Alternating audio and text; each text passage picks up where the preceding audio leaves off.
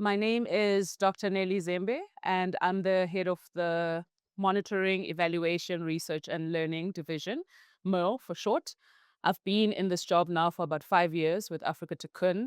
Before then, I did a little bit of some work with the Ignite program. And before then, I also worked in donor reporting and proposals. So at Afrika Tikkun, I'm the numbers lady. I feel I actually speak in numbers. So all things reporting, all things measuring when it comes to what are we doing, how are we performing against what we have promised, what are we achieving, what is the significance of that when you look at it in the context of the South African challenges of poverty, lack of education, and lack of access to basic human rights. That's basically where I come in with my day-to-day work. I started working for Afrika Tikkun in 2016. Feels like a lifetime ago, but when I look at it in terms of everything that has shifted in that period, it also just feels like it was just the other day. I think the most fulfilling part of my job is the fact that I get to experience change and the significance of that change from an individual's perspective, but also from a broader perspective. I'm able to really get intimate with data, get intimate with results in terms of what does what we do actually mean when it comes to impact. The difference of the work that I do when it comes to Afrika Tikkun is the fact that we're able to stop, pause, and reflect from a point of objectivity as well. We're able to be very honest with ourselves around what's working, what's not working, and how can we continue to be better. And so it might not influence individuals on the day to day, but it really does influence the direction that we take with programs and whether we do more of something or if we do less of something and how we bring all of that together to make it work for each individual who comes through our doors.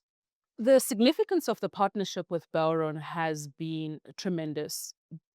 Obviously, at an individual level, we have so many success stories. When you speak to people who've been impacted by the funding, by the different programs, by interventions such as traveling abroad, all of those tell you what the consolidation of individual stories mean.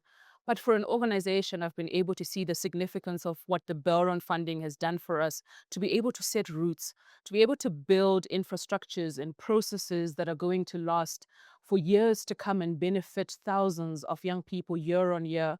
So it's not just about the individual who benefits from the funding in the now, it's about everything else behind, how we're empowering staff to be able to reach more and more young people on a year-on-year basis, but also what the brand means for the country and how we communicate impact and how we multiply it and expand it.